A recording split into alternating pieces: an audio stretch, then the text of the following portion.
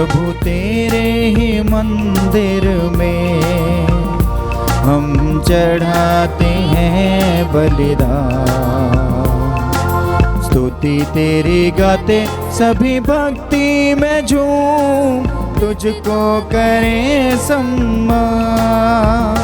प्रभु तेरे ही मंदिर में हम चढ़ाते हैं बलिदान। स्तुति तेरी गाते सभी भक्ति में झूम, तुझको करें सम्मान।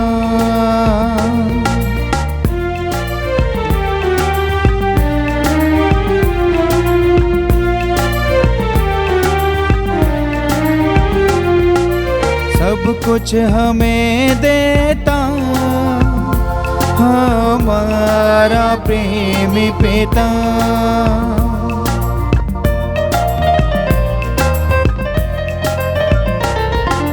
सब कुछ हमें देता हमारा प्रेमी पिता।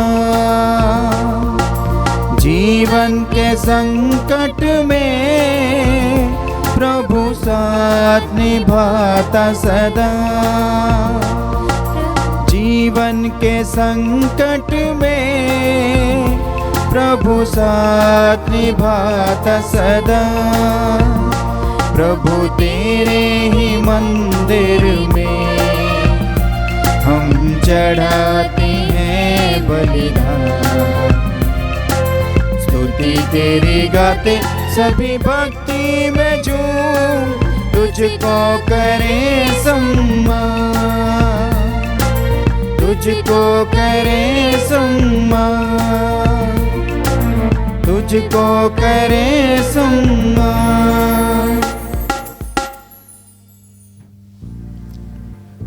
बाप ਅਤੇ ਬੇਟੇ ਅਤੇ ਰੂਹ ਪਾਕ ਦੇ ਨਾਮ ਉਤੇ ਆਮੀਨ। ਸਾਡੇ ਪ੍ਰਭੂ ਯਿਸੂ ਮਸੀਹ ਦਾ ਫਜ਼ਲ, ਖੁਦਾ ਬਾਪ ਦਾ ਪ੍ਰੇਮ ਤੇ ਰੂਹ ਪਾਕ ਦੀ ਸਾਂਝ ਤੁਹਾਡੇ ਨਾਲ ਹੋਵੇ ਅਤੇ ਤੁਹਾਡੀ ਰੂਹ ਨਾਲ ਵੀ ਹੋਵੇ। ਮਸੀਹ ਵੀ ਪਿਆਰੇ ਭੈਣੋ ਤੇ ਭਰਾਓ, ਕੈਥੋਲਿਕ ਕਲੀਸਿਆ ਦੀ ਪੂਜਾ ਵਿਧੀ ਦੇ ਅਨੁਸਾਰ ਇਹ ਹਫਤਾ ਸਾਲ ਦਾ ਆਖਰੀ ਹਫਤਾ ਹੈ। ਪਿਛਲੇ ਐਤਵਾਰ ਹੀ ਅਸੀਂ ਸਾਰਿਆਂ ਨੇ ਰਾਜਿਆਂ ਦੇ ਰਾਜਾ ਪ੍ਰਭੂ ਯਿਸੂ ਮਸੀਹ ਦੀ ਮਹਾ ਈਦ ਨੂੰ ਮਨਾਇਆ, ਕਿਉਂਕਿ ਪ੍ਰਭੂ ਯਿਸੂ ਹੀ ਰਾਜਿਆਂ ਦਾ ਰਾਜਾ ਹੈ। ਉਹੀ ਅਲਫਾ ਅਤੇ ਓਮੇਗਾ ਹੈ। ਸਾਰੇ ਸਮੇਂ, ਸਾਰੀ ਦੁਨੀਆ, ਸਾਰੇ ਬਾਦਸ਼ਾਹ ਉਸ ਦੇ ਅਧੀਨ ਹਨ ਤੇ ਪ੍ਰਭੂ ਯਿਸੂ ਮਸੀਹ ਸਾਰਿਆਂ ਤੋਂ ਉੱਪਰ ਹੈ। ਜਿਸ ਤਰ੍ਹਾਂ ਹੀ ਪੂਜਾ ਵਿਧੀ ਦਾ ਇਹ ਆਖਰੀ ਹਫਤਾ ਸਮਾਪਤ ਹੋਵੇਗਾ, ਆਉਣ ਵਾਲਾ ਜੋ ਐਤਵਾਰ ਹੈ ਉਹ ਆਮਦ ਦਾ ਪਹਿਲਾ ਐਤਵਾਰ ਹੋਵੇਗਾ। ਇਸ ਕਰਕੇ ਜਦੋਂ ਅਸੀਂ ਪੂਜਾ ਵਿਧੀ ਦੇ ਅਨੁਸਾਰ ਸਾਲ ਦੇ ਆਖਰੀ ਹਫਤੇ ਵਿੱਚੋਂ ਦੀ ਗੁਜ਼ਰ ਰਹੇ ਹਾਂ ਤੇ ਪਾਕ ਮਾਂ ਕਲੀਸਿਆ ਸਾਡੇ ਸਾਹਮਣੇ ਪਵਿੱਤਰ ਬਾਈਬਲ ਵਿੱਚੋਂ ਅਜਿਹੇ ਪਾਠ ਪੇਸ਼ ਕਰਦੀ ਹੈ ਜਿਹੜੇ ਸਾਨੂੰ ਅੰਤਿਮ ਗੱਲਾਂ ਬਾਰੇ, ਕਿਆਮਤ ਦੇ ਦਿਨਾਂ ਦੇ ਬਾਰੇ ਜਾਂ ਸਾਡੇ ਅੰਤਿਮ ਨਿਆਂ ਦੇ ਬਾਰੇ ਦੱਸਦੀਆਂ ਹੋਣ। ਬਹੁਤ ਸਾਰੇ ਨਿਸ਼ਾਨ, ਬਹੁਤ ਸਾਰੇ ਚਮਤਕਾਰ, ਬਹੁਤ ਸਾਰੀਆਂ ਗੱਲਾਂ ਬਾਰੇ ਪ੍ਰਭੂ ਯਿਸੂ ਨੇ ਅੰਜੀਲ ਦੇ ਵਿੱਚ ਪਹਿਲਾਂ ਹੀ ਦੱਸ ਦਿੱਤਾ ਹੈ ਕਿ ਭੁਚਾਲ ਹੋਣਗੇ, ਇੱਕ ਦੇਸ਼ ਦੂਜੇ ਦੇਸ਼ ਉੱਤੇ ਚੜ੍ਹਾਈ ਕਰੇਗਾ, ਲੜਾਈ ਝਗੜੇ ਹੋਣਗੇ, ਦੰਗੇ ਫਸਾਦ ਹੋਣਗੇ, ਮਹਾਂਮਾਰੀਆਂ ਹੋਣਗੀਆਂ। ਇਹ ਸਾਰੇ ਅੰਤਿਮ ਦਿਨ ਦੇ ਆਉਣ ਦੇ ਨਿਸ਼ਾਨ ਹੋਣਗੇ ਤੇ ਜਦੋਂ ਇਹ ਸਾਰੇ ਨਿਸ਼ਾਨ ਪ੍ਰਗਟ ਹੋਣ ਤੋਂ ਬਾਅਦ ਸਮਾਪਤ ਹੋ ਜਾਣਗੇ, ਫਿਰ ਰਾਜਿਆਂ ਦਾ ਰਾਜਾ ਪ੍ਰਭੂ ਯਿਸੂ ਇਸ ਧਰਤੀ ਉੱਤੇ ਆਵੇਗਾ ਅਤੇ ਸਾਡੇ ਸਾਰਿਆਂ ਦਾ ਉਹ ਦਿਨ, ਅੰਤਿਮ ਦਿਨ, ਯਾਨੀ ਕਿ ਸਾਡੇ ਲਈ ਨਿਆਂ ਦਾ ਦਿਨ ਠਹਿਰਾਇਆ ਜਾਵੇਗਾ। ਸਾਡੇ ਲਈ ਖਾਸ ਗੱਲ ਇਹ ਹੈ ਕਿ ਅਸੀਂ ਜੋ ਪ੍ਰਭੂ ਦੇ ਉੱਤੇ ਵਿਸ਼ਵਾਸ ਕਰਦੇ ਹਾਂ ਉਸ ਦੇ ਪ੍ਰਤੀ ਆਪਣੇ ਜੀਵਨ ਪਰ ਵਫਾਦਾਰ ਰਹੇ ਹਾਂ ਜਾਂ ਨਹੀਂ। ਅੰਤਿਮ ਦਿਨ ਇਹੀ ਗੱਲ ਨੂੰ ਸਾਡੇ ਜੀਵਨ ਵਿੱਚੋਂ ਦੇਖਿਆ ਜਾਵੇਗਾ ਕਿ ਇਹ ਜੋ ਇਨਸਾਨ ਜਿਸਨੇ ਬਪਤਿਸਮਾ ਗ੍ਰਹਿਣ ਕੀਤਾ ਹੈ, ਜਿਸਨੇ ਪ੍ਰਭੂ ਯਿਸੂ ਦੇ ਨਾਮ ਤੇ ਸਹੁੰ ਚੁੱਕੀ ਹੈ ਕਿ ਮੈਂ ਪ੍ਰਭੂ ਯਿਸੂ ਮਸੀਹ ਦੇ ਪ੍ਰਤੀ ਅਤੇ ਉਸ ਦੀ ਕਲੀਸਿਆ ਦੇ ਪ੍ਰਤੀ ਵਫਾਦਾਰ ਰਹਾਂਗਾ ਆਪਣੇ ਜੀਵਨ ਪਰ ਅਤੇ ਆਪਣੇ ਆਖਰੀ ਸਾਹ ਤੱਕ, ਕੀ ਮੈਂ ਇਸ ਚੁੱਕੀ ਹੋਈ ਸਹੁੰ ਨੂੰ ਨਿਭਾਇਆ ਹੈ? ਕੀ ਮੈਂ ਆਪਣੇ ਮਸੀਹੀ ਜੀਵਨ ਨੂੰ, ਆਪਣੇ ਮਸੀਹੀ ਈਮਾਨ ਨੂੰ ਵਚਨ ਦੇ ਅਨੁਸਾਰ ਜਿਉਣ ਦੀ ਕੋਸ਼ਿਸ਼ ਕੀਤੀ ਹੈ ਜਾਂ ਨਹੀਂ? ਜੇਕਰ ਨਹੀਂ ਤੇ ਪ੍ਰਭੂ ਸਾਨੂੰ ਕਹਿੰਦਾ ਹੈ ਕਿ ਤੁਸੀਂ ਇਹਨਾਂ ਗੱਲਾਂ ਵੱਲ ਧਿਆਨ ਦਿਓ ਅਤੇ ਆਪਣੀ ਵਫਾਦਾਰੀ ਨੂੰ ਮੇਰੇ ਪ੍ਰਤੀ ਪ੍ਰਗਟ ਕਰੋ। ਬਹੁਤ ਸਾਰੇ ਲੋਕ ਆਉਣਗੇ ਜੋ ਪ੍ਰਭੂ ਯਿਸੂ ਦੇ ਨਾਮ ਤੇ ਪ੍ਰਚਾਰ ਕਰਨਗੇ, ਸ਼ਾਇਦ ਉਹ ਚਮਤਕਾਰ ਵੀ ਕਰਨਗੇ। ਅਸੀਂ ਇਹ ਸਾਰੀਆਂ ਗੱਲਾਂ ਨੂੰ ਹੁਣ ਜਾਣਦੇ ਹਾਂ ਕਿ ਇਹ ਸਭ ਕੁਝ ਇਸ ਸਮੇਂ ਹੋ ਰਿਹਾ ਹੈ, ਪਰ ਸਾਡਾ ਵਿਸ਼ਵਾਸ ਲੋਕਾਂ ਉੱਤੇ ਨਹੀਂ, ਸਾਡਾ ਵਿਸ਼ਵਾਸ ਚਿਰਸਥਾਈ ਚੀਜ਼ਾਂ ਤੇ ਹੋਣਾ ਚਾਹੀਦਾ ਹੈ ਜੋ ਹਮੇਸ਼ਾ ਕਾਇਮ ਰਹਿੰਦੀਆਂ ਹਨ। ਉਹ ਹੈ ਖੁਦਾ ਦਾ ਵਚਨ, ਪਵਿੱਤਰ ਬਾਈਬਲ। ਉਸ ਨੂੰ ਸਮਝਣਾ, ਉਸ ਨੂੰ ਪੜ੍ਹਨਾ, ਉਸ ਨੂੰ ਜੀਵਨ ਵਿੱਚ ਲਾਗੂ ਕਰਨਾ ਅਤੇ ਉਸ ਦੇ ਮੁਤਾਬਕ ਚੱਲਣਾ ਹੀ ਸਾਡੀ ਵਫਾਦਾਰੀ ਨੂੰ ਪ੍ਰਭੂ ਦੇ ਪ੍ਰਤੀ ਸਿੱਧ ਕਰੇਗਾ ਕਿ ਅਸੀਂ ਇੱਧਰ ਉੱਧਰ ਨਹੀਂ ਭਟਕੇ, ਅਸੀਂ ਉਸ ਦੇ ਵਚਨ ਦੇ ਅਨੁਸਾਰ ਹਮੇਸ਼ਾ ਉਸ ਦੇ ਪ੍ਰਤੀ ਵਫਾਦਾਰ ਰਹੇ ਹਾਂ।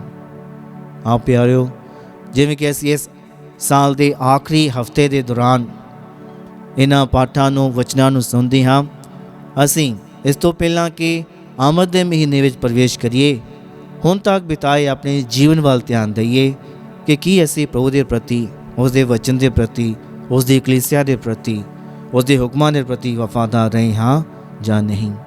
ਆਓ ਆਪਣੇ ਕੀਤੇ ਸਾਰੇ ਗਲਤੀਆਂ ਗੁਨਾਹਾਂ ਨੂੰ ਪ੍ਰਭੂ ਦੇ ਅਲਤਾਰ ਉੱਤੇ ਚੁਣਦੇ ਹੋਏ ਸੱਚੇ ਦਿਲ ਨਾਲ ਪਛਤਾਵਾ ਕਰੀਏ ਤਾਂ ਜੋ ਯੋਗ ਢੰਗ ਨਾਲ ਇਹਨਾਂ ਮਹਾਨ ਅਤੇ ਪਵਿੱਤਰ ਭੇਦਾਂ ਨੂੰ ਮਨਾ ਸਕੀਏ। ਮੈਂ ਇਕਬਾਲ ਕਰਦਾ ਹਾਂ ਪੂਰੀ ਕੁਦਰਤ ਵਾਲੇ ਖੁਦਾ ਅਤੇ ਤੁਹਾਡੇ ਅੱਗੇ ਐ ਪ੍ਰਭੂ ਤੇ ਭੈਣੋ ਕਿ ਮੈਂ ਸੋਚਣ ਨਾਲ, ਬੋਲਣ ਨਾਲ, ਕਰਨ ਨਾਲ ਅਤੇ ਅਣਗਹਿਲੀ ਨਾਲ ਬਹੁਤ ਗੁਨਾਹ ਕੀਤੇ, ਆਪਣੇ ਦੋਸ਼ ਨਾਲ, ਆਪਣੇ ਹੀ ਦੋਸ਼ ਨਾਲ, ਆਪਣੇ ਬਹੁਤ ਵੱਡੇ ਦੋਸ਼ ਨਾਲ। ਇਸ ਲਈ ਮੈਂ ਤਾਂ ਸਦਾ ਕੁਆਰੀ ਮਰੀਮ, ਸਾਰਿਆਂ ਫਰਿਸ਼ਤਿਆਂ ਤੇ ਸੰਤਾਂ ਅਤੇ ਤੁਹਾਡੇ ਅੱਗੇ ਐ ਭਰਾਵੋ ਤੇ ਭੈਣੋ ਮੈਂ ਬੇਨਤੀ ਕਰਦਾ ਹਾਂ ਕਿ ਮੇਰੇ ਲਈ ਪ੍ਰਭੂ ਖੁਦਾ ਦੇ ਅੱਗੇ ਪ੍ਰਾਰਥਨਾ ਕਰੋ। ਪੂਰੀ ਕੁਦਰਤ ਵਾਲਾ ਖੁਦਾ ਸਾਡੇ ਉੱਤੇ ਦਇਆ ਕਰੇ ਅਤੇ ਸਾਡੇ ਗੁਨਾਹਾਂ ਨੂੰ ਮਾਫ ਕਰਕੇ ਸਾਨੂੰ ਸਦੀਵੀ ਜੀਵਨ ਤੱਕ ਪਹੁੰਚਾਵੇ। ਆਮੀਨ।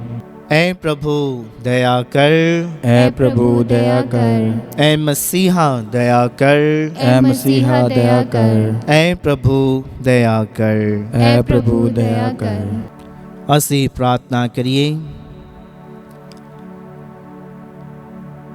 ਐ ਪ੍ਰਭੂ ਸਾਡੇ ਖੁਦਾ, ਆਪਣੀ ਇਮਾਨਦਾਰਾਂ ਦੀ ਮਰਜ਼ੀ ਨੂੰ ਆਪਣੀ ਮਰਜ਼ੀ ਮੁਤਾਬਕ ਬਣਾ, ਬਖਸ਼ ਦੇ ਕਿ ਤੇਰੇ ਨਿਜ਼ਾਤ ਦੇ ਕੰਮ ਨੂੰ ਪੂਰੇ ਜ਼ੋਰ ਨਾਲ ਜਾਰੀ ਰੱਖਣ ਲਈ ਵਚਨਬੱਧ ਹੋ ਕੇ ਉਹ ਹਮੇਸ਼ਾ ਸਾਥ ਦੇਣ ਅਤੇ ਤੇਰੇ ਰਹਿਮ ਦਾ ਵਰਦਾਨ ਹਮੇਸ਼ਾ ਬਹੁਤਾਤ ਵਿੱਚ ਹਾਸਲ ਕਰ ਸਕਣ। ਸਾਡੇ ਪ੍ਰਭੂ ਯਿਸੂ ਮਸੀਹ ਤੇਰੇ ਬੇਟੇ ਦੇ ਰਾਹੀਂ ਜੋ ਤੇਰੇ ਨਾਲ ਰੂਹ ਪਾਕ ਦੀ ਏਕਤਾ ਵਿੱਚ ਇੱਕ ਖੁਦਾ ਜਿਉਂਦਾ ਤੇ ਰਾਜ ਕਰਦਾ ਹੈ, ਸਦਾ ਤੋਂ ਸਦਾ ਤੀਕਰ। ਆਮੀਨ। ਪ੍ਰਭੂ ਤੁਹਾਡੇ ਦਿਲ ਵਿੱਚ ਅਤੇ ਜ਼ੁਬਾਨ ਤੇ ਹੋਵੇ ਤਾਂ ਯੋਗਤਾ ਨਾਲ ਤੁਸੀਂ ਖੁਦਾ ਦਾ ਵਚਨ ਸੁਣਾ ਸਕੋ, ਬਾਪ ਅਤੇ ਬੇਟੇ ਤੇ ਰੂਹ ਪਾਕ ਦੇ ਨਾਮ ਉੱਤੇ। ਆਮੀਨ। ਪਾਠ ਪਹਿਲਾ ਦਾਨੀਏਲ ਦੇ ਗ੍ਰੰਥ ਵਿੱਚੋਂ, ਉਸ ਦਾ 2 ਬਾਬ 31 ਤੋਂ 45 ਆਇਤ ਤੱਕ। ਮਹਾਰਾਜ, ਤੁਸੀਂ ਇੱਕ ਬਹੁਤ ਵੱਡਾ ਅਤੇ ਉੱਚਾ ਬੁੱਤ ਵੇਖਿਆ ਜੋ ਬਹੁਤ ਚਮਕੀਲਾ ਅਤੇ ਡਰਾਉਣਾ ਸੀ, ਜਿਸ ਦਾ ਸਿਰ ਸੋਨੇ ਦਾ, ਛਾਤੀ ਅਤੇ ਬਾਹਾਂ ਚਾਂਦੀ ਦੀਆਂ, ਪੇਟ ਅਤੇ ਪੱਟ ਪਿੱਤਲ ਦੇ ਅਤੇ ਲੱਤਾਂ ਲੋਹੇ ਦੀਆਂ, ਪੈਰ ਲੋਹੇ ਦੇ ਅਤੇ ਮਿੱਟੀ ਦੇ ਮਿਲੇ ਜੁਲੇ ਸਨ। ਅਜੇ ਤੁਸੀਂ ਇਹ ਸਭ ਕੁਝ ਦੇਖ ਹੀ ਰਹੇ ਸੀ ਕਿ ਇੱਕ ਵੱਡਾ ਪੱਥਰ ਕਿੱਧਰੋਂ ਆ ਕੇ ਬੁੱਤ ਦੇ ਮਿੱਟੀ ਅਤੇ ਲੋਹੇ ਦੇ ਪੈਰਾਂ ਉੱਤੇ ਆ ਡਿੱਗਾ ਅਤੇ ਉਹਨਾਂ ਦੇ ਟੁਕੜੇ ਟੁਕੜੇ ਕਰ ਦਿੱਤੇ। ਫਿਰ ਲੋਹਾ, ਮਿੱਟੀ, ਪਿੱਤਲ, ਸੋਨਾ ਅਤੇ ਚਾਂਦੀ ਪਿਸ ਕੇ ਤੂੜੀ ਵਾਂਗ ਹੋ ਗਏ, ਜਿਨ੍ਹਾਂ ਨੂੰ ਹਵਾ ਉਡਾ ਕੇ ਲੈ ਗਈ। ਬੁੱਤ ਦਾ ਨਾਮੋ ਨਿਸ਼ਾਨ ਤੱਕ ਨਾ ਰਿਹਾ, ਪਰ ਜਿਹੜਾ ਪੱਥਰ ਉਸ ਬੁੱਤ ਉੱਤੇ ਆ ਕੇ ਡਿੱਗਾ ਸੀ, ਉਸਨੇ ਇੱਕ ਵੱਡੇ ਪਹਾੜ ਦਾ ਰੂਪ ਧਾਰਨ ਕਰ ਲਿਆ ਅਤੇ ਸਾਰੀ ਧਰਤੀ ਨੂੰ ਢੱਕ ਲਿਆ। ਮਹਾਰਾਜ, ਇਹ ਸੀ ਤੁਹਾਡਾ ਸੁਪਨਾ। ਹੁਣ ਮੈਂ ਤੁਹਾਨੂੰ ਇਸ ਦਾ ਭੇਦ ਦੱਸਦਾ ਹਾਂ। ਮਹਾਰਾਜ, ਤੁਸੀਂ ਧਰਤੀ ਦੇ ਮਹਾਨ ਰਾਜਾ ਹੋ। ਸਵਰਗ ਦੇ ਪ੍ਰਭੂ ਨੇ ਤੁਹਾਨੂੰ ਰਾਜਾ ਬਣਾ ਕੇ ਸ਼ਕਤੀ, ਤਾਕਤ ਅਤੇ ਮਾਣ ਦਿੱਤਾ ਹੈ। ਉਸ ਨੇ ਤੁਹਾਨੂੰ ਸਭ ਧਰਤੀ ਅਤੇ ਇਸ ਵਿੱਚ ਰਹਿਣ ਵਾਲਿਆਂ ਸਭ ਲੋਕਾਂ ਅਤੇ ਪਸ਼ੂ ਪੰਛੀਆਂ ਦਾ ਰਾਜਾ ਬਣਾਇਆ ਹੈ। ਤੁਸੀਂ ਹੀ ਸੋਨੇ ਦਾ ਸਿਰ ਹੋ, ਪਰ ਤੁਹਾਡੇ ਪਿੱਛੋਂ ਇੱਕ ਹੋਰ ਰਾਜਾ ਆਵੇਗਾ ਜੋ ਤੁਹਾਡੇ ਤੋਂ ਘੱਟ ਸ਼ਕਤੀਸ਼ਾਲੀ ਹੋਵੇਗਾ। ਫਿਰ ਇੱਕ ਤੀਜਾ ਰਾਜ ਜੋ ਪਿੱਤਲ ਦੀ ਤਰ੍ਹਾਂ ਹੋਵੇਗਾ, ਸਾਰੀ ਧਰਤੀ ਉੱਤੇ ਰਾਜ ਕਰੇਗਾ। ਫਿਰ ਇੱਕ ਚੌਥਾ ਰਾਜ ਜੋ ਲੋਹੇ ਵਾਂਗ ਹੋਵੇਗਾ, ਉਹ ਆਪਣੇ ਤੋਂ ਪਹਿਲਾਂ ਆਏ ਸਭ ਨੂੰ ਨਸ਼ਟ ਕਰ ਦੇਵੇਗਾ। ਤੁਸੀਂ ਵੇਖਿਆ ਕਿ ਬੁੱਤ ਦੇ ਪੈਰ ਮਿੱਟੀ ਦੇ ਅਤੇ ਲੋਹੇ ਦੇ ਨਾਲ ਬਣੇ ਹੋਏ ਸਨ, ਜਿਸ ਦਾ ਭਾਵ ਹੈ ਕਿ ਇਹ ਰਾਜ ਵੰਡਿਆ ਹੋਇਆ ਹੋਵੇਗਾ, ਕਿਉਂਕਿ ਤੁਸੀਂ ਲੋਹਾ ਮਿੱਟੀ ਵਿੱਚ ਮਿਲਿਆ ਹੋਇਆ ਵੇਖਿਆ ਹੈ। ਇਸ ਦੇ ਪੈਰਾਂ ਦੀਆਂ ਉਂਗਲੀਆਂ ਮਿੱਟੀ ਅਤੇ ਲੋਹੇ ਦੀਆਂ ਸਨ, ਜਿਸ ਦਾ ਅਰਥ ਹੈ ਉਸ ਦਾ ਕੁਝ ਭਾਗ ਮਜ਼ਬੂਤ ਹੈ ਅਤੇ ਕੁਝ ਕਮਜ਼ੋਰ ਹੋਵੇਗਾ। ਤੁਸੀਂ ਇਹ ਵੀ ਵੇਖਿਆ ਹੈ ਕਿ ਲੋਹਾ ਮਿੱਟੀ ਨਾਲ ਰਲਿਆ ਹੋਇਆ ਹੈ, ਭਾਵ ਇਹ ਰਾਜ ਵਿਆਹ ਸੰਬੰਧਾਂ ਰਾਹੀਂ ਇਕੱਠੇ ਰਹਿਣ ਦੀ ਕੋਸ਼ਿਸ਼ ਕਰਨਗੇ, ਪਰ ਸਫਲ ਨਹੀਂ ਹੋਣਗੇ, ਕਿਉਂਕਿ ਲੋਹਾ ਅਤੇ ਮਿੱਟੀ ਇੱਕ ਨਹੀਂ ਹੋ ਸਕਦੇ। ਉਸ ਸਮੇਂ ਸਵਰਗ ਦਾ ਖੁਦਾ ਇੱਕ ਅਜਿਹੇ ਰਾਜ ਦੀ ਸਥਾਪਨਾ ਕਰੇਗਾ ਜਿਸ ਦਾ ਕਦੀ ਅੰਤ ਨਹੀਂ ਹੋਵੇਗਾ। ਉਹ ਰਾਜ ਇਹਨਾਂ ਸਭਨਾਂ ਰਾਜਾਂ ਦੀ ਹੋਂਦ ਨੂੰ ਮਿਟਾ ਦੇਵੇਗਾ। ਇਸ ਤਰ੍ਹਾਂ ਤੁਸੀਂ ਵੇਖਿਆ, ਇੱਕ ਪੱਥਰ ਬਿਨਾਂ ਕਿਸੇ ਇਨਸਾਨੀ ਮਦਦ ਦੇ ਪਹਾੜ ਤੋਂ ਟੁੱਟ ਕੇ ਲੋਹੇ, ਪਿੱਤਲ, ਮਿੱਟੀ, ਸੋਨੇ ਅਤੇ ਚਾਂਦੀ ਨੂੰ ਪੱਧਰਾ ਕਰ ਦਿੱਤਾ। ਭਵਿੱਖ ਵਿੱਚ ਕੀ ਹੋਣ ਵਾਲਾ ਹੈ, ਮਹਾਨ ਪ੍ਰਭੂ ਨੇ ਇਹ ਭੇਦ ਤੁਹਾਡੇ ਉੱਤੇ ਪ੍ਰਗਟ ਕੀਤਾ ਹੈ। ਮੈਂ ਤੁਹਾਨੂੰ ਤੁਹਾਡਾ ਸੁਪਨਾ ਅਤੇ ਇਸ ਦਾ ਭੇਦ ਸਹੀ ਦੱਸ ਦਿੱਤਾ ਹੈ। ਇਹ ਪ੍ਰਭੂ ਦੀ ਪਾਕ ਬਾਣੀ ਹੈ। ਖੁਦਾ ਦਾ ਸ਼ੁਕਰ ਹੋਵੇ।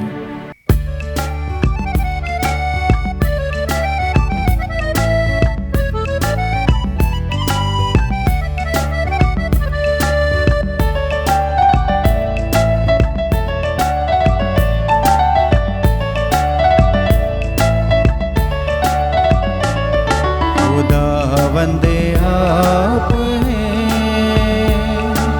मेरा यारी, किसे चीज दी मैनू थोड़े ना हुंदी। खुदा बंदे आप हैं मेरा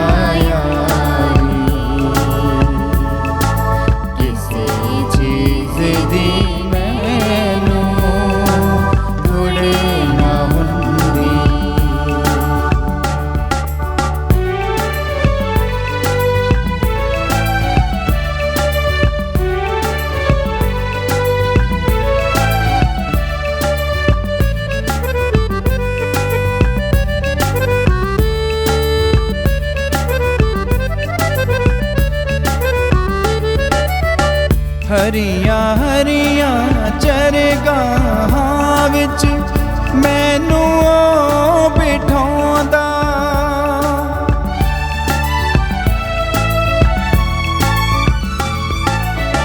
हरियां हरियां चरगाहां विच मैनू बिठाउंदा। मीठे मीठे पानी दे कोल, मीठे मीठे पानी दे कोल मैनू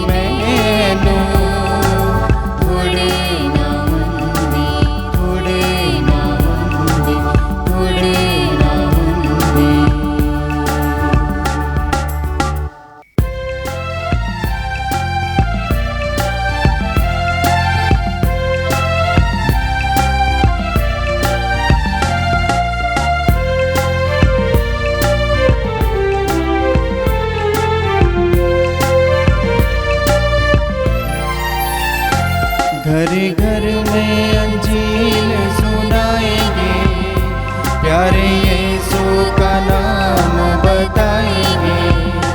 घर घर में अंजील सुनाएंगे, प्यारे यीशु का नाम बताएंगे। ऐसा छेड़ेंगे मिलकर तराना, जाग उठेगा सारा जमाना। ऐसा छेड़ेंगे मिलकर तराना, जाग उठेगा सारा जमाना। भूले भटकों को राह पर लाएंगे, प्यारे यीशु का नाम बताएंगे। घर घर में अंजील सुनाएंगे, प्यारे यीशु का नाम बताएंगे। प्रभु तुहाडे नाल होवे ਅਤੇ ਤੁਹਾਡੀ ਰੂਹ ਨਾਲ ਵੀ ਹੋਵੇ। ਪਾਠ ਪਵਿੱਤਰ ਅੰਜੀਲ ਦਾ ਸਨ ਲੂਕਾ ਦੇ ਅਨੁਸਾਰ। ਤੇਰੀ ਵਡਿਆਈ ਹੋਵੇ ਐ ਪ੍ਰਭੂ। ਉਸ ਦਾ 21 ਅਧਿਆਇ 5 ਤੋਂ 11 ਆਇਤ। ਜਦੋਂ ਕੁਝ ਲੋਕ ਹੈਕਲ ਦੇ ਬਾਰੇ ਗੱਲਾਂ ਕਰ ਰਹੇ ਸਨ ਕਿ ਉਹ ਸ਼ਾਨਦਾਰ ਕੀਮਤੀ ਪੱਥਰਾਂ ਅਤੇ ਚੜਾਵਿਆਂ ਨਾਲ ਕਿੰਨੀ ਸਜੀ ਹੋਈ ਹੈ, ਤਾਂ ਯਿਸੂ ਨੇ ਕਿਹਾ, ਇਹ ਸਭ ਜੋ ਤੁਸੀਂ ਵੇਖ ਰਹੇ ਹੋ ਉਹ ਦਿਨ ਆਉਣਗੇ ਜਦੋਂ ਪੱਥਰ ਉੱਤੇ ਪੱਥਰ ਨਹੀਂ ਰਹੇਗਾ ਜੋ ਡੇਗਿਆ ਨਾ ਜਾਵੇਗਾ। ਉਹਨਾਂ ਨੇ ਪੁੱਛਿਆ, ਗੁਰੂ ਜੀ ਇਹ ਕਦੋਂ ਹੋਵੇਗਾ ਅਤੇ ਜਦੋਂ ਇਹ ਵਾਪਰਨ ਵਾਲਾ ਹੋਵੇਗਾ ਤਾਂ ਕੀ ਨਿਸ਼ਾਨ ਹੋਵੇਗਾ? ਉਸਨੇ ਕਿਹਾ, ਸਾਵਧਾਨ ਰਹੋ ਕਿ ਤੁਸੀਂ ਗੁੰਮਰਾਹ ਨਾ ਕੀਤੇ ਜਾਵੋ, ਕਿਉਂਕਿ ਬਹੁਤ ਸਾਰੇ ਮੇਰੇ ਨਾਂ ਤੇ ਇਹ ਕਹਿੰਦੇ ਹੋਏ ਆਉਣਗੇ, ਮੈਂ ਉਹ ਹਾਂ ਅਤੇ ਸਮਾਂ ਨੇੜੇ ਆ ਗਿਆ ਹੈ, ਉਹਨਾਂ ਦੇ ਪਿੱਛੇ ਨਾ ਜਾਣਾ।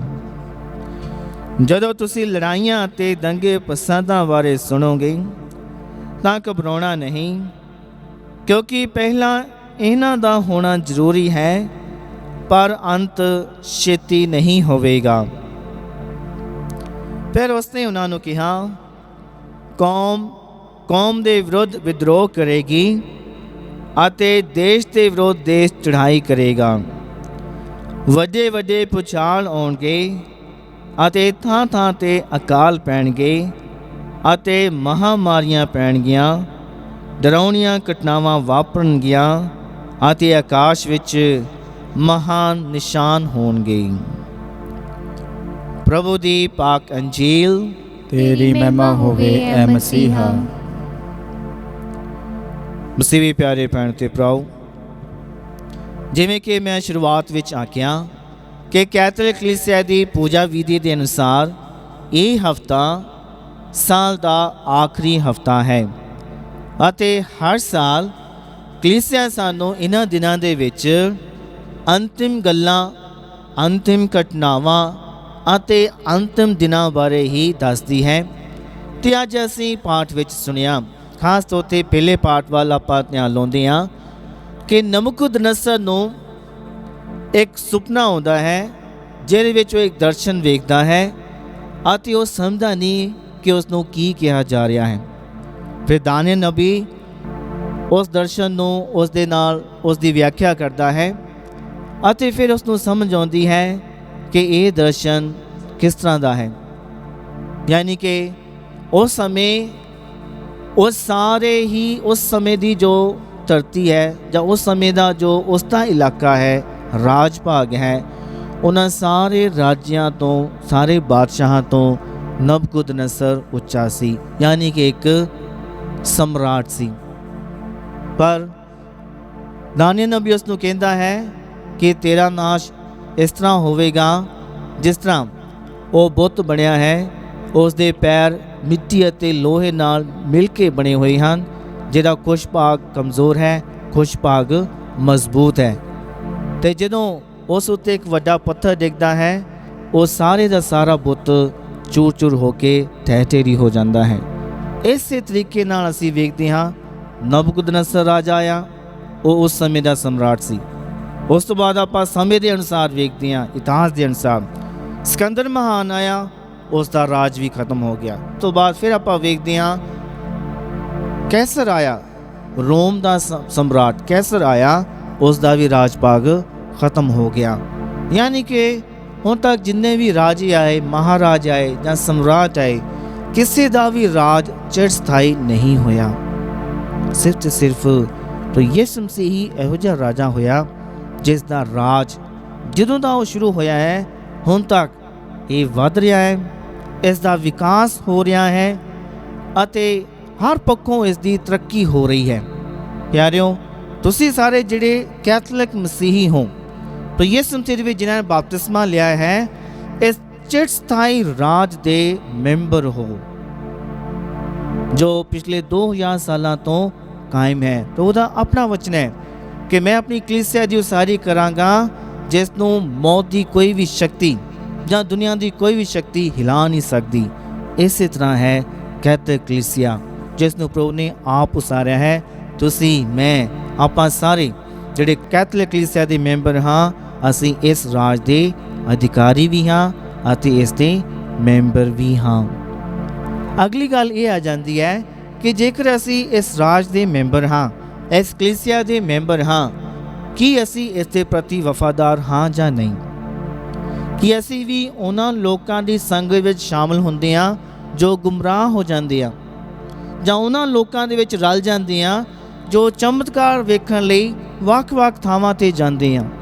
ਜੇਕਰ ਅਸੀਂ ਇਸ ਤਰ੍ਹਾਂ ਕਰਦੇ ਹਾਂ ਤਾਂ ਅਸੀਂ ਸੱਚੇ ਮਸੀਹੀ, ਸੱਚੇ ਕੈਥੋਲਿਕ ਨਹੀਂ ਹਾਂ। ਪ੍ਰਭੂ ਕਹਿੰਦਾ ਬਹੁਤ ਸਾਰੇ ਲੋਕ ਮੇਰੇ ਨਾਂ ਤੇ ਆਉਣਗੇ ਤੇ ਜੋ ਚਮਤਕਾਰ ਮੈਂ ਕੀਤੇ ਹਨ ਇਸ ਤੋਂ ਵੀ ਵੱਡੇ ਵੱਡੇ ਚਮਤਕਾਰ ਕਰਨਗੇ, ਪਰ ਤੁਸੀਂ ਉਹਨਾਂ ਦੇ ਪਿੱਛੇ ਨਾ ਜਾਣਾ। ਕਿ ਅਸੀਂ ਇਸ ਗੱਲ ਤੇ ਅਮਲ ਕਰਦੇ ਹਾਂ? ਅਸੀਂ ਜਾਣ ਬੁੱਝ ਕੇ ਵੱਖ-ਵੱਖ ਥਾਵਾਂ ਤੇ ਜਾਂਦੇ ਹਾਂ, ਚਮਤਕਾਰ ਵੇਖਦੇ ਹਾਂ। ਸਾਡੀ ਜ਼ਿੰਦਗੀ ਵਿੱਚ ਖੁਦ ਚਮਤਕਾਰ ਹੋਇਆ ਹੈ ਜਾਂ ਨਹੀਂ, ਸਾਨੂੰ ਬਰਕਤਾਂ ਮਿਲੀਆਂ ਹਨ ਜਾਂ ਨਹੀਂ, ਇਸ ਗੱਲ ਵੱਲ ਅਸੀਂ ਧਿਆਨ ਨਹੀਂ ਦਿੰਦੇ, ਪਰ ਅਸੀਂ ਜੋ ਬਾਕੀ ਲੋਕ ਕਹਿੰਦੇ ਹਨ ਉਹਨਾਂ ਦੇ ਪਿੱਛੇ ਜਾਂਦੇ ਹਾਂ। ਅਸਲ ਵਿੱਚ ਅਸੀਂ ਇਸ ਰਾਜ ਦੇ ਵਿੱਚੋਂ ਇਸ ਤਰ੍ਹਾਂ ਕਰਨ ਨਾਲ ਆਪਣੇ ਆਪ ਹੀ ਬਾਹਰ ਹੋ ਜਾਂਦੇ ਹਾਂ। ਤੇ ਪ੍ਰਭੂ ਕਹਿੰਦਾ ਹੈ ਇਹ ਸਾਰੀ ਉਹਨਾਂ ਦੀ ਸੰਗਤ ਆ ਜਿਹੜੇ ਲੋਕ ਗੁੰਮਰਾਹ ਹੋ ਜਾਂਦੇ ਆ, ਬਹੁਤ ਹੀ ਆਸਾਨੀ ਨਾਲ ਗੁੰਮਰਾਹ ਹੋ ਜਾਂਦੇ ਆ, ਕੁਰਾਹੇ ਪੈ ਜਾਂਦੇ ਆ। ਜੇਕਰ ਅਸੀਂ ਆਪਣੇ ਜੀਵਨ ਭਰ ਤੱਕ ਪ੍ਰਭੂ ਦੇ ਪ੍ਰਤੀ ਵਫਾਦਾਰ ਰਹਿਣਾ ਹੈ ਤਾਂ ਸਾਨੂੰ ਕੀ ਕਰਨਾ ਪਵੇਗਾ ਕਿ ਉਹਨਾਂ ਚਿਰਸਥਾਈ ਚੀਜ਼ਾਂ ਤੇ ਆਪਣਾ ਵਿਸ਼ਵਾਸ ਟਿਕਾਉਣਾ ਚਾਹੀਦਾ ਹੈ, ਨਾ ਕਿ ਲੋਕਾਂ ਉੱਤੇ ਜਿਹੜੇ ਸ਼ਾਇਦ ਵੱਖ-ਵੱਖ ਤਰੀਕਿਆਂ ਨਾਲ, ਵੱਖ-ਵੱਖ ਢੰਗਾਂ ਨਾਲ ਪ੍ਰਭੂ ਦੇ ਨਾਂ ਦੀ ਵਰਤੋਂ ਕਰਕੇ ਹੀ ਸਾਡੇ ਵਿੱਚ ਆਉਂਦੇ ਹਨ। ਇਹੋ ਜਿਹੇ ਲੋਕਾਂ ਦੀ ਪਛਾਣ ਕਰਨ ਲਈ ਸਾਨੂੰ ਆਉਣੀ ਚਾਹੀਦੀ ਹੈ। ਸਾਡਾ ਵਿਸ਼ਵਾਸ ਲੋਕਾਂ ਉੱਤੇ ਨਹੀਂ, ਸਗੋਂ ਉਹਨਾਂ ਚੀਜ਼ਾਂ ਤੇ ਹੋਣਾ ਚਾਹੀਦਾ ਹੈ ਜੋ ਹਮੇਸ਼ਾ ਲਈ ਕਾਇਮ ਰਹਿੰਦੀਆਂ ਹਨ। ਉਹ ਕਿਹੜੀਆਂ ਚੀਜ਼ਾਂ ਹਨ? ਸ਼ੁਰੂਆਤ ਵਿੱਚ ਹੀ ਮੈਂ ਕਿਹਾ ਸੀ, ਇੱਕ ਚੀਜ਼ ਇਹ ਹੈ ਕਿ ਖੁਦਾ ਦਾ ਵਚਨ ਹੈ, ਪਵਿੱਤਰ ਬਾਈਬਲ ਹੈ।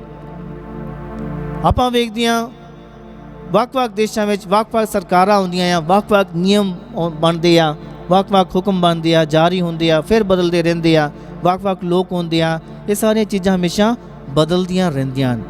ਪਰ ਜੇਕਰ ਕੁਛ ਨਹੀਂ ਬਦਲਿਆ ਤੇ ਉਹ ਹੈ ਖੁਦਾ ਦਾ ਵਚਨ। ਜਿਸ ਤਰ੍ਹਾਂ ਇਹ ਪਹਿਲਾਂ ਸੀ ਉਸੇ ਤਰ੍ਹਾਂ ਹੁਣ ਵੀ ਹੈ। ਚਿਰਸਥਾਈ ਚੀਜ਼, ਹਮੇਸ਼ਾ ਕਾਇਮ ਰਹਿਣ ਵਾਲਾ ਖੁਦਾ ਦਾ ਵਚਨ, ਇਸ ਉੱਤੇ ਅਸੀਂ ਆਪਣਾ ਵਿਸ਼ਵਾਸ ਹਮੇਸ਼ਾ ਕਾਇਮ ਰੱਖੀਏ। ਪਹਿਲੀ ਗੱਲ ਇਹ ਹੈ। ਦੂਜੀ ਗੱਲ ਇਹ ਹੈ ਕਿ ਪ੍ਰਭੂ ਯਿਸੂ ਨੇ ਸਾਨੂੰ ਇੱਕ ਆਗਿਆ ਦਿੱਤੀ ਹੈ, ਮੇਰੀ ਯਾਦ ਵਿੱਚ ਇਹ ਕਰਿਆ ਕਰੋ।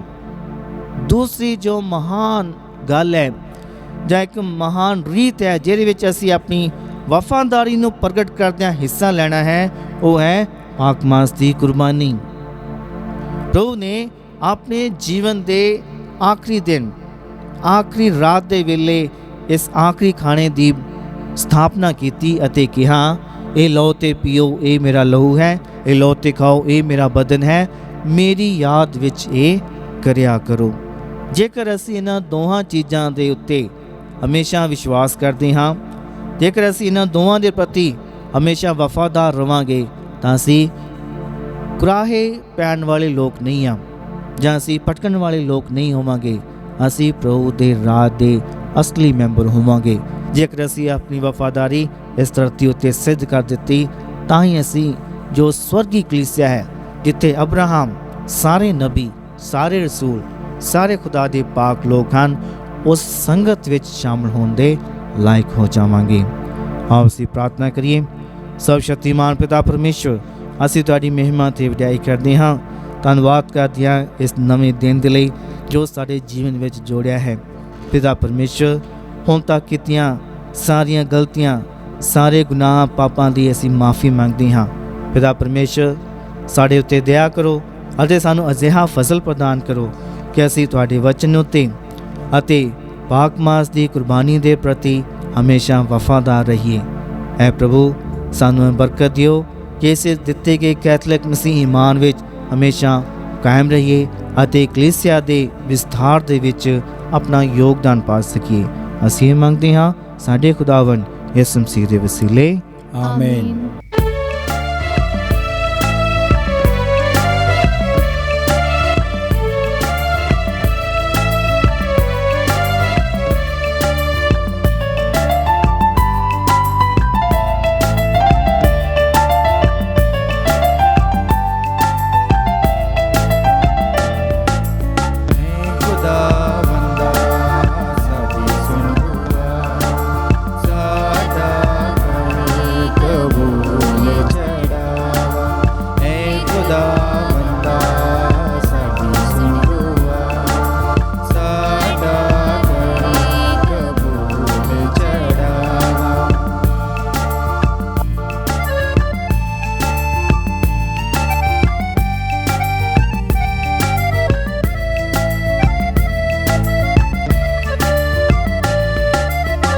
सच्चा ते जिंदा तू ही खुदा है, खालिक मालिक हर शैदा है।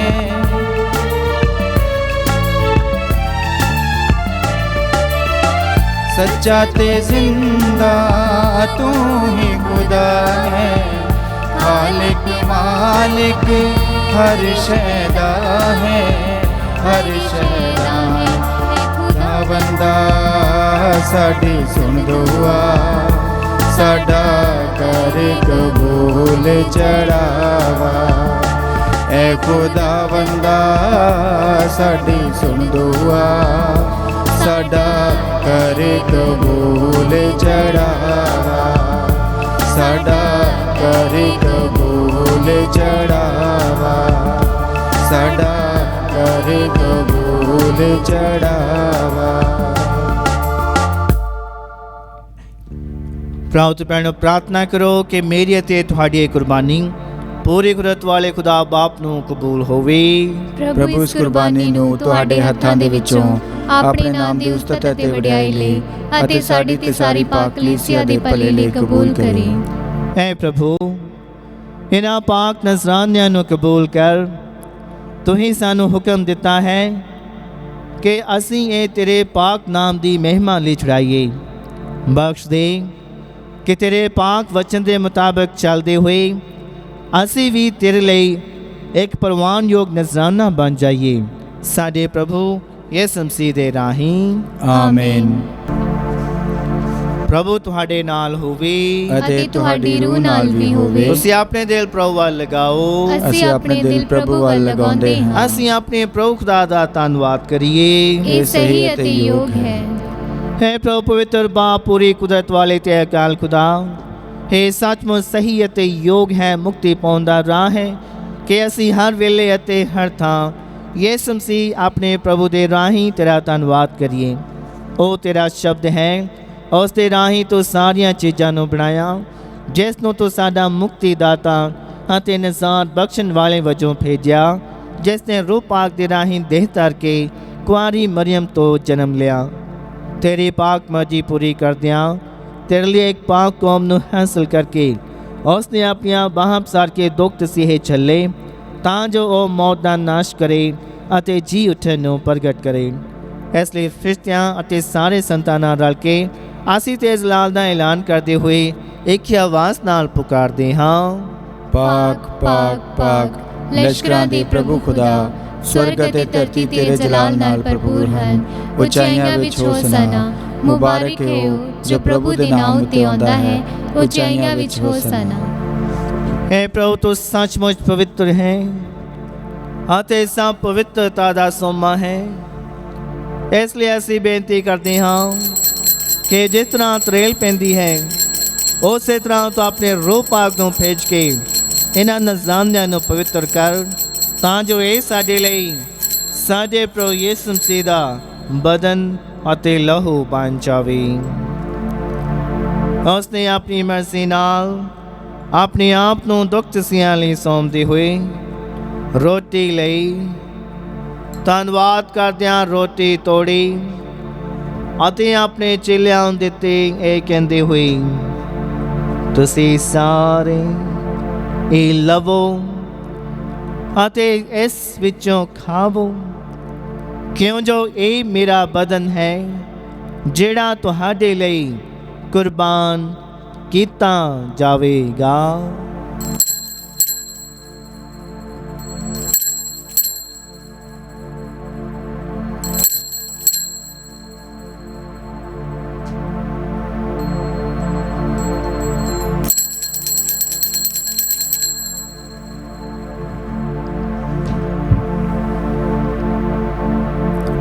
ਇਸੇ ਤਰ੍ਹਾਂ ਭੋਜਨ ਕਰਨ ਤੋਂ ਬਾਅਦ ਉਸਨੇ ਪਿਆਲਾ ਲਿਆ, ਇੱਕ ਵਾਰ ਫਿਰ ਤੇਰਾ ਧੰਨਵਾਦ ਕਰਦਿਆਂ ਪਿਆਲਾ ਆਪਣੇ ਚੇਲਿਆਂ ਨੂੰ ਦਿੱਤਾ, ਇਹ ਕਹਿੰਦੇ ਹੋਏ, ਤੁਸੀਂ ਸਾਰੇ ਇਹ ਲਵੋ ਅਤੇ ਇਸ ਵਿੱਚੋਂ ਪੀਓ, ਕਿਉਂ ਜੋ ਇਹ ਮੇਰੇ ਲਹੂ ਦਾ ਪਿਆਲਾ ਹੈ, ਨਵੇਂ ਅਤੇ ਸਤੀਵੀ ਨੇਮ ਦਾ ਲਹੂ, ਜੋ ਤੁਹਾਡੇ ਅਤੇ ਬਹੁਤਿਆਂ ਵਾਸਤੇ ਗੁਨਾਹਾਂ ਦੀ ਮਾਫੀ ਲਈ ਵਹਾਇਆ ਜਾਵੇਗਾ। ਮੇਰੀ ਯਾਦ ਵਿੱਚ ਇਹ ਕਰਿਆ ਕਰੋ।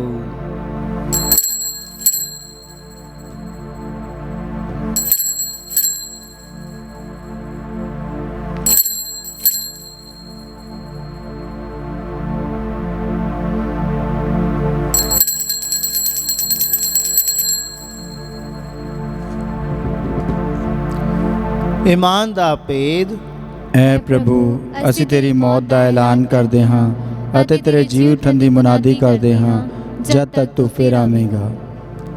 ਹੈ ਪ੍ਰਭੂ, ਅਸੀਂ ਯਿਸੂ ਤੇਰੀ ਮੌਤ ਅਤੇ ਉਹਦੇ ਜੀ ਉਠਣ ਦੀ ਯਾਦਗਾਰੀ ਨੂੰ ਮਨਾਉਂਦੇ ਹੋਏ ਤੈਨੂੰ ਇਹ ਜੀਵਨ ਦੀ ਰੋਟੀ ਅਤੇ ਮੁਕਤੀ ਦਾ ਪਿਆਲਾ ਚਲਾਉਂਦੇ ਹਾਂ।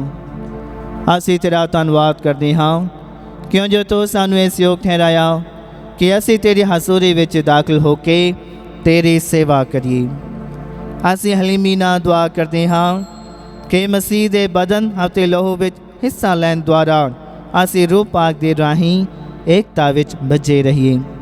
ਐ ਪ੍ਰਭੂ, ਸਾਰੀ ਧਰਤੀ ਉੱਤੇ ਫੈਲੀ ਹੋਈ ਆਪਣੀ ਕਲੀਸਿਆ ਨੂੰ ਯਾਦ ਕਰ ਅਤੇ ਉਸ ਤੋਂ ਸਾਡੇ ਸੰਤ ਪਾਪਾ ਫ੍ਰਾਂਸਿਸ, ਸਾਡੇ ਬਿਸ਼ਪ ਫ੍ਰੈਂਕੋ ਦੇ ਇਗਨੈਲੋ, ਸਾਰੇ ਪ੍ਰੋਤਾਂ, ਧਾਰਮਿਕ ਸਿਸਟਰਾਂ ਤੇ ਸਭ ਵਿਸ਼ਵਾਸੀ ਲੋਕਾਂ ਨਾਲ ਪਿਆਰ ਦੀ ਸੰਪੂਰਨਤਾ ਵਿੱਚ ਕਾਇਮ ਰੱਖ।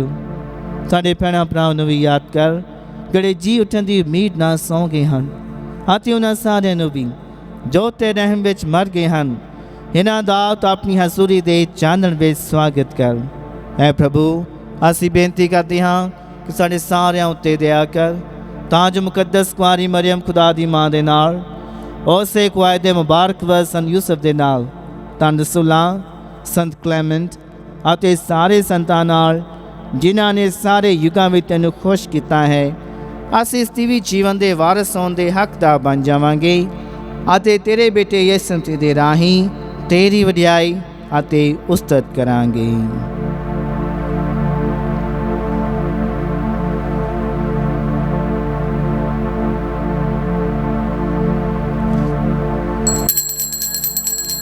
ਉਸ ਦੇ ਰਾਹੀਂ ਤੇ ਉਸ ਦੇ ਨਾਲ ਤੇ ਉਸ ਦੇ ਵਿੱਚ ਐ ਖੁਦਾ ਪੂਰੀ ਕੁਦਰਤ ਵਾਲੇ ਬਾਪ, ਰੂਹ ਪਾਕ ਦੀ ਏਕਤਾ ਵਿੱਚ ਸਭ ਦਲਾਲ ਅਤੇ ਵਡਿਆਈ ਤੇਰੀ ਹੀ ਹੈ, ਸਦਾ ਤੋਂ ਸਦਾ ਤੀਕ।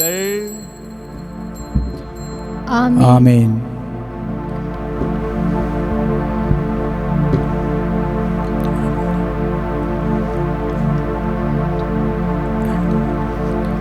ਆਓ ਅਸੀਂ ਪੂਰਨ ਭਰੋਸਾ ਰੱਖਦੇ ਹੋਏ ਉਹਨਾਂ ਸ਼ਬਦਾਂ ਵਿੱਚ ਉਸੇ ਹੀ ਪ੍ਰਾਰਥਨਾ ਨੂੰ ਦੁਹਰਾਈਏ ਜੋ ਪ੍ਰਭੂ ਯਿਸੂ ਮਸੀਹ ਨੇ ਸਾਨੂੰ ਸਿਖਾਈ ਹੈ। ਐ ਸਾਡੇ ਬਾਪ ਜਿਹੜਾ ਅਸਮਾਨ ਉੱਤੇ ਹੈ, ਤੇਰਾ ਨਾਮ ਪਾਕ ਮੰਨਿਆ ਜਾਵੇ, ਤੇਰਾ ਰਾਜ ਆਵੇ, ਤੇਰੀ ਮਰਜ਼ੀ ਜਿਸ ਤਰ੍ਹਾਂ ਅਸਮਾਨ ਉਤੇ ਪੂਰੀ ਹੁੰਦੀ ਹੈ, ਜ਼ਮੀਨ ਉਤੇ ਵੀ ਹੋਵੇ। ਸਾਡੇ ਰੋਜ਼ ਦੀ ਰੋਟੀ ਅੱਜ ਸਾਨੂੰ ਦੇ, ਸਾਡੇ ਕਸੂਰ ਸਾਨੂੰ ਮਾਫ ਕਰ, ਜਿਸ ਤਰ੍ਹਾਂ ਅਸੀਂ ਆਪਣੇ ਕਸੂਰਵਾਰਾਂ ਨੂੰ ਮਾਫ ਕਰਦੇ ਹਾਂ। ਸਾਨੂੰ ਅਜ਼ਮਾਇਸ਼ ਵਿੱਚ ਨਾ ਪਾ, ਸਗੋਂ ਬੁਰਾਈ ਤੋਂ ਬਚਾਓ। ਹੈ ਪ੍ਰਭੂ, ਅਸੀਂ ਪ੍ਰਾਰਥਨਾ ਕਰਦੇ ਹਾਂ, ਸਭ ਬੁਰਾਈਆਂ ਤੋਂ ਸਾਨੂੰ ਬਚਾਓ। ਆਪਣੇ ਰਹਿਮ ਨਾਲ ਸਾਡੇ ਦਿਨਾਂ ਵਿੱਚ ਸ਼ਾਂਤੀ ਦੇ, ਤਾਂ ਜੋ ਤੇਰੀ ਦਇਆ ਦੀ ਮਦਦ ਨਾਲ ਅਸੀਂ ਹਮੇਸ਼ਾ ਗੁਨਾਹਾਂ ਤੋਂ ਮੁਕਤ ਰਹੀਏ ਅਤੇ ਹਰ ਮੁਸੀਬਤ ਤੋਂ ਸੁਰੱਖਿਅਤ ਰਹੀਏ। ਜਿਵੇਂ ਮੁਬਾਰਕ ਮੀਨ ਰੱਖਦੇ ਹੋਏ ਅਸੀਂ ਯਿਸੂ ਮਸੀਹ ਸਾਡੇ ਮੁਕਤੀਦਾਤੇ ਦੇ ਆਉਣ ਦੀ ਉਡੀਕ ਕਰਦੇ ਹਾਂ। ਕਿਉਂ ਜੋ ਰਾਜ, ਕੁਦਰਤ ਅਤੇ ਜਲਾਲ ਯੁਗੋ ਯੁਗ ਤੇਰਾ ਹੀ ਹੈ। ਹੈ ਪ੍ਰਭੂ ਯਿਸੂ ਮਸੀਹ, ਤੂੰ ਆਪਣੇ ਰਸੂਲਾਂ ਨੂੰ ਆਖਿਆ, ਮੈਂ ਤੁਹਾਨੂੰ ਸ਼ਾਂਤੀ ਦਿੰਦਾ ਹਾਂ, ਆਪਣੀ ਸ਼ਾਂਤੀ ਮੈਂ ਤੁਹਾਨੂੰ ਪ੍ਰਦਾਨ ਕਰਦਾ ਹਾਂ। ਤੂੰ ਸਾਡੇ ਗੁਨਾਹਾਂ ਨੂੰ ਨਹੀਂ, ਸਗੋਂ ਆਪਣੀ ਕਲੀਸਿਆ ਦੇ ਈਮਾਨ ਨੂੰ ਵੇਖ ਅਤੇ ਉਸ ਨੂੰ ਆਪਣੀ ਮਰਜ਼ੀ ਮੁਤਾਬਕ ਸ਼ਾਂਤੀ ਅਤੇ ਏਕਤਾ ਪ੍ਰਦਾਨ ਕਰ। ਤੂੰ ਜੇ ਜਿਉਂਦਾ ਤੇ ਰਾਜ ਕਰਦਾ ਹੈ ਸਦਾ ਤੋਂ ਸਦਾ ਤੱਕ। ਆਮੀਨ। ਪ੍ਰਭੂ ਦੀ ਸ਼ਾਂਤੀ ਸਦਾ ਤੁਹਾਡੇ ਨਾਲ ਹੋਵੇ ਅਤੇ ਤੁਹਾਡੀ ਰੂਹ ਨਾਲ ਵੀ ਹੋਵੇ। ਅਸੀਂ ਆਪੋ ਵਿੱਚ ਸ਼ਾਂਤੀ ਦਾ ਸਲਾਮ ਦੇਈਏ। ਐ ਲੇਲੇ ਖੁਦਾ ਦੇ, ਤੂੰ ਜਿਹੜਾ ਦੁਨੀਆ ਦੇ ਗੁਨਾਹ ਚੁੱਕ ਲੈਂਦਾ ਹੈ, ਸਾਡੇ ਉੱਤੇ ਦਇਆ ਕਰ। ਐ ਲੇਲੇ ਖੁਦਾ ਦੇ, ਤੂੰ ਜਿਹੜਾ ਦੁਨੀਆ ਦੇ ਗੁਨਾਹ ਚੁੱਕ ਲੈਂਦਾ ਹੈ, ਸਾਡੇ ਉੱਤੇ ਦਇਆ ਕਰ। ਐ ਲੇਲੇ ਖੁਦਾ ਦੇ, ਤੂੰ ਜਿਹੜਾ ਦੁਨੀਆ ਦੇ ਗੁਨਾਹ ਚੁੱਕ ਲੈਂਦਾ ਹੈ, ਸਾਨੂੰ ਸ਼ਾਂਤੀ ਦੇ। ਵੇਖੋ ਖੁਦਾ ਦਾ ਲੇਲਾ ਪ੍ਰਭੂ ਯਿਸੂ ਮਸੀਹ, ਇਹਨੂੰ ਵੇਖੋ ਜਿਹੜਾ ਦੁਨੀਆ ਦੇ ਗੁਨਾਹ ਚੁੱਕ ਲੈ ਜਾਂਦਾ ਹੈ। ਧੰਨ ਹਨ ਉਹ ਜਿਹੜੇ ਲੇਲੇ ਦੇ ਭੋਜ ਲਈ ਸੱਦੇ ਗਏ ਹਨ। ਐ ਪ੍ਰਭੂ, ਮੈਂ ਇਸ ਯੋਗ ਤਾਂ ਨਹੀਂ ਹਾਂ ਕਿ ਤੂੰ ਮੇਰੀ ਛੱਤ ਥੱਲੇ ਆਵੇਂ, ਪਰ ਇੱਕ ਹੀ ਸ਼ਬਦ ਆਖ ਅਤੇ ਮੇਰੀ ਰੂਹ ਚੰਗੀ ਹੋ ਜਾਵੇਗੀ।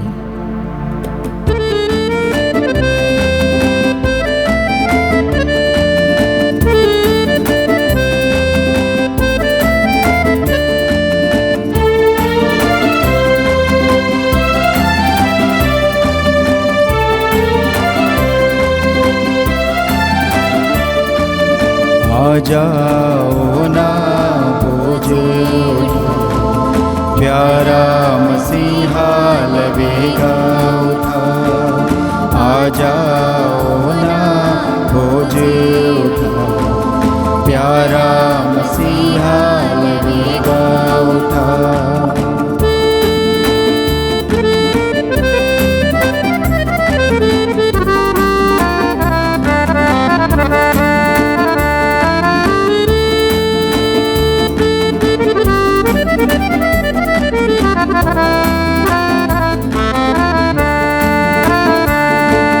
बेपरवाही त्याग के पाई, सबनों बुलावे पालो रिहाई।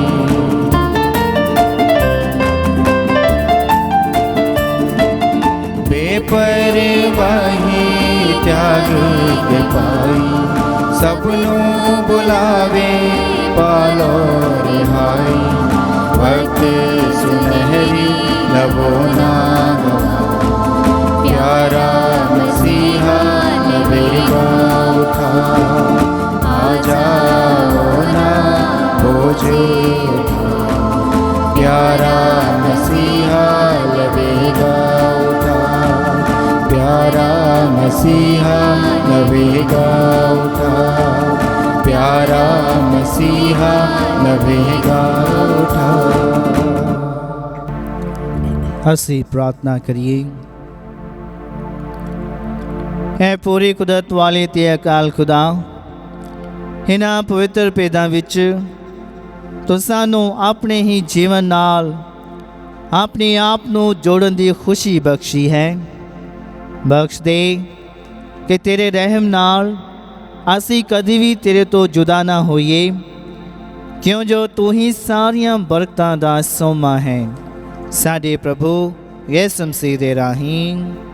ਆਮੀਨ। ਪ੍ਰਭੂ ਤੁਹਾਡੇ ਨਾਲ ਹੋਵੇ ਅਤੇ ਤੁਹਾਡੀ ਰੂਹ ਨਾਲ ਵੀ ਹੋਵੇ। ਸਰਵ ਸ਼ਕਤੀਮਾਨ ਖੁਦਾ ਬਾਪ ਅਤੇ ਬੇਟਾ ਅਤੇ ਰੂਹ ਪਾਕ ਤੁਹਾਨੂੰ ਸਭ ਨੂੰ ਬਰਕਤ ਦੇਵੇ। ਆਮੀਨ। ਕੁਰਬਾਨੀ ਚੜਾਏਗੀ ਮਸੀਹ ਦੀ ਸ਼ਾਂਤੀ ਵਿੱਚ ਜਾਵੋ। ਖੁਦਾ ਦਾ ਸ਼ੁਕਰ ਹੋਵੇ। ਦੁਆ ਯਾਦ ਕਰ ਐ ਨਿਹਾਇਤ ਮਿਹਰਬਾਨ ਕੁਆਰੀ ਮਰੀਮ, ਇਹ ਕਦੇ ਨਹੀਂ ਸੁਣਿਆ ਗਿਆ कि कोई भी तेरी पनाह लभदियां, तेरी मदद चाहुंदियां, तेरी सिफारिश मंगदियां तेथों गाली गया होवे। ऐ कुआरी कुआरियां दी अते मेरी मां, इस तसल्ली नाल मैं तेरे कोल नसी आउंदा हां अते तेरे अगे खलो के मैं गुनाही रोंदा हां। ऐ देवतारी होए कलाम दी मां, तू मेरियां अर्ज़ां नूं हकीर ना जान, सगों मेहरबानी नाल सुनी अते कबूल करी। आमीन। मां मरियम शांति दी रानी साडे लिए दुआ कर।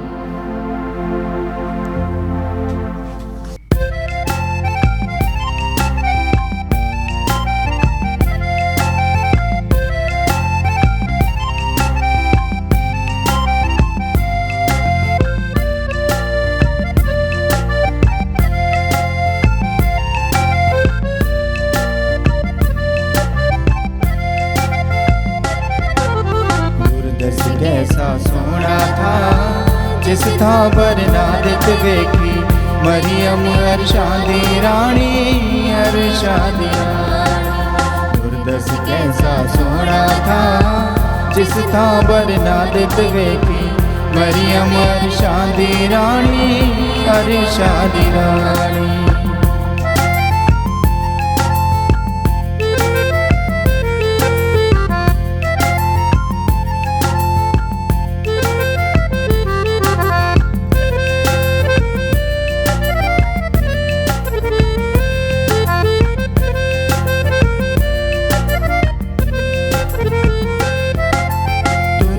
तुरदी बरनादत खलो गई, खलो गई। तुरदी बरनादत खलो गई, खलो गई। दिल विच कहंदी इत्थे की गल हो गई, हो गई। दिल विच कहंदी इत्थे की गल हो गई, हो गई। चानन दे वल वेखदियां नजरी मां मरियम आई, चमके पोशाक नूरानी, शक्ल निरानी। दुर्दस कैसा सोहना था जिस था बरनादत वेखी, मरियम अर्शां दी रानी, अर्शां दी रानी। मरियम अर्शां दी रानी, अर्शां दी रानी। मरियम अर्शां दी रानी, अर्शां दी रानी।